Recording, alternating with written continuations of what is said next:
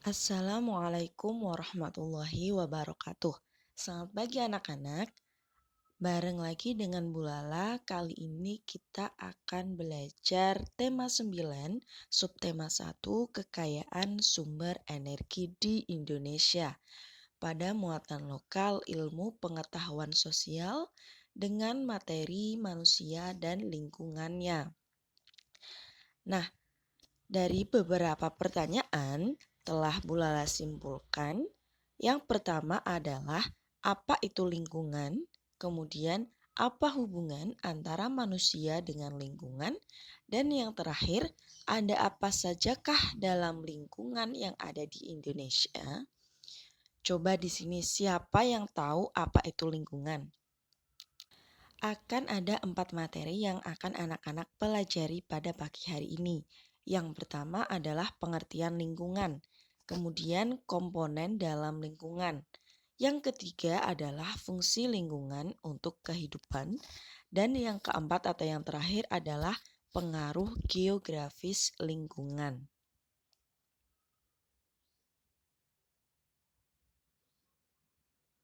Masuk pada materi yang pertama, yaitu pengertian lingkungan. Siapa di sini yang tahu lingkungan itu seperti apa? Lingkungan adalah segala sesuatu di sekitar manusia yang memengaruhi kehidupan manusia.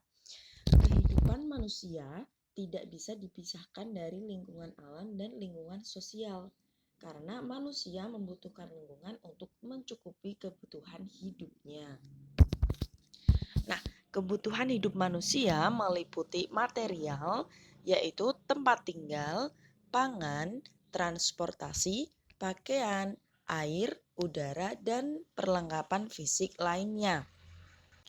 Artinya, lingkungan itu mempunyai kemampuan untuk mendukung kehidupan manusia dan makhluk hidup lainnya.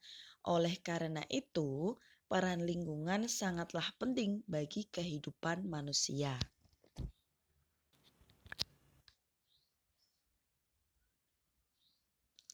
Masuk pada materi yang kedua, yaitu komponen dalam lingkungan. Nah, terdapat 3 komponen penting dalam lingkungan. Yang pertama adalah komponen fisik atau abiotik, kemudian komponen hayati atau biotik, dan komponen budaya.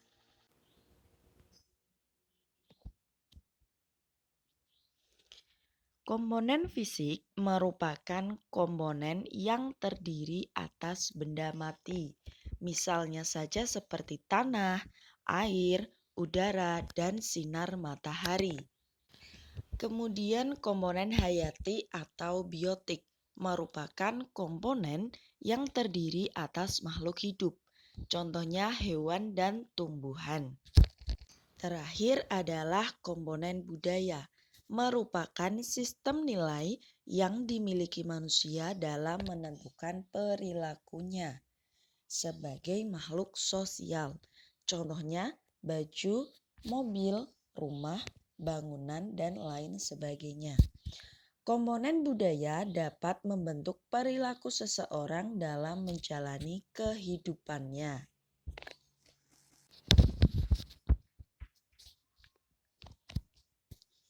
Materi yang ketiga adalah fungsi lingkungan bagi kehidupan. Manusia itu hidup dengan memanfaatkan unsur-unsur lingkungan hidup, seperti halnya udara. Udara itu dibutuhkan untuk bernafas. Kemudian ada air yang dibutuhkan untuk minum dan keperluan sehari-hari. Kemudian ada juga tanah yang digunakan manusia untuk kepentingan tempat tinggal dan pertanian. Dengan kata lain, manusia adalah pihak yang paling berperan dalam memanfaatkan sumber daya alam untuk memenuhi kebutuhan hidupnya. Lingkungan mempunyai kemampuan untuk mendukung kehidupan manusia dan makhluk hidup lainnya. Segala kebutuhan manusia telah disediakan oleh lingkungan. Beberapa fungsi lingkungan bagi kehidupan ada 3. Nah, yang pertama adalah lingkungan sebagai tempat tinggal. Dari tempat tinggal ini itu berfungsi untuk bertahan diri dari ancaman luar dan melindungi diri dari cuaca yang berubah-ubah. Misalnya saja yang ada di Indonesia dengan cuaca hujan dan kemarau. Nah, selain itu, manusia juga memerlukan lingkungan yang aman dan nyaman untuk dijadikan tempat tinggal, bersih dan sehat pula. Fungsi yang kedua adalah lingkungan sebagai tempat mencari makan. Untuk mempertahankan kehidupan, manusia itu memerlukan makanan. Sebagian bahan makanan dapat diperoleh dari lingkungan sekitar. Misalnya saja, seperti penduduk yang tinggal di dekat laut dapat mencari ikan di laut untuk dikonsumsi. Nah, selain itu, dapat anak-anak lihat penduduk di daerah dataran rendah juga dapat menanam padi dan berbagai tanaman lain untuk memperoleh bahan makanan. Fungsi yang terakhir adalah lingkungan sebagai tempat bekerja. Untuk memenuhi kebutuhan hidup, manusia itu perlu mencari nafkah. Dengan cara bagaimana? Mencari nafkah dengan cara bekerja. Caranya dengan bekerja sesuai kemampuan dan keterampilannya masing-masing. Jadi, mumpung anak-anak hari ini sudah belajar dan masih belajar, belajarlah dengan giat agar kelak anak-anak bisa bekerja sesuai dengan keinginannya. Materi yang keempat adalah kondisi geografis Indonesia. Nah, Indonesia ini merupakan negara kepulauan yang memiliki keragaman bentuk muka bumi. Kondisi ini sangat berpengaruh. Berikut adalah peta yang ada di Indonesia. Ada Pulau Sumatera, Kalimantan, Sulawesi, Maluku, Papua, Nusa Tenggara Timur, Nusa Tenggara Barat, Bali, dan Jawa. Secara astronomi, Indonesia itu terletak pada 6 derajat lintang utara sampai 11 derajat lintang selatan dan 95 derajat bujur timur sampai 141 derajat bujur timur. Sedangkan secara geografis, Indonesia itu diapit oleh 2 benua dan 2 samudra.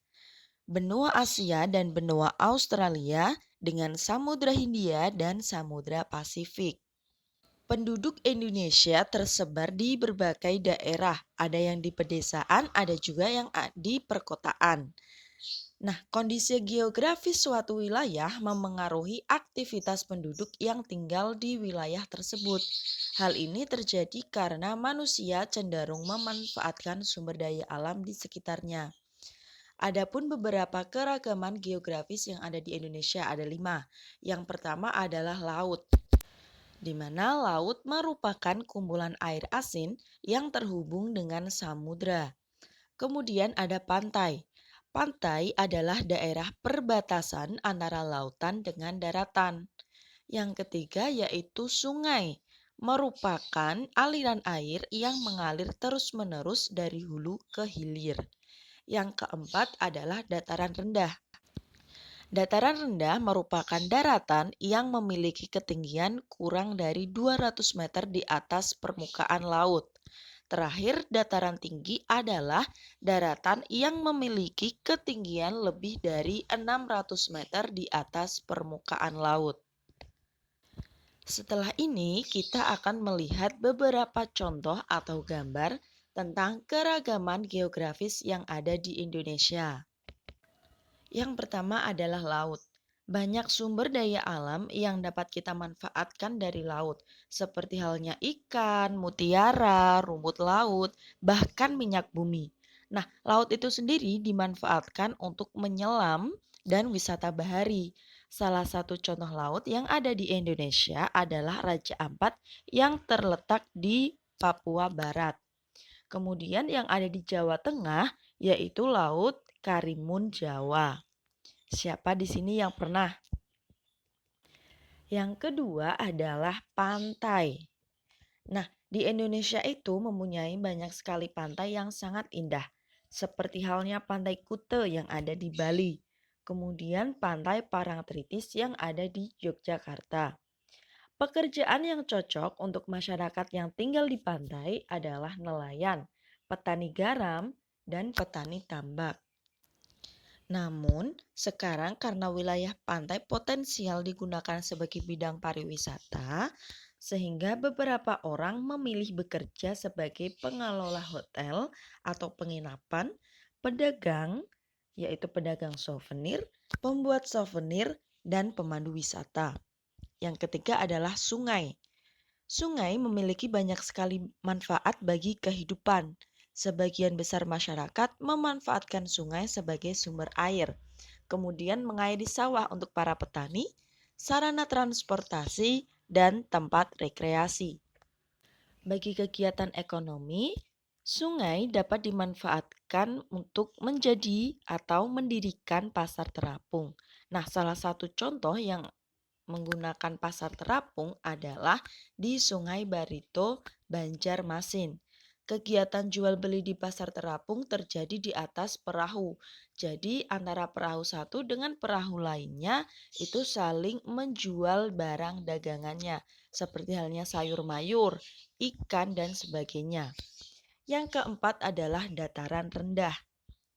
Wilayah yang berada di dataran rendah umumnya mempunyai tanah yang subur, sehingga cocok untuk kegiatan pertanian, peternakan, perkebunan kelapa dan tebu, serta industri.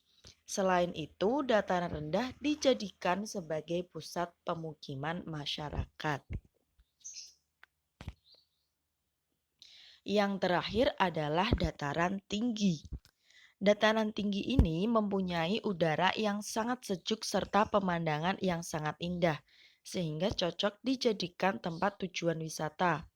Masyarakat di dataran tinggi umumnya menanam berbagai jenis buah-buahan, sayur-sayuran, dan tanaman hias.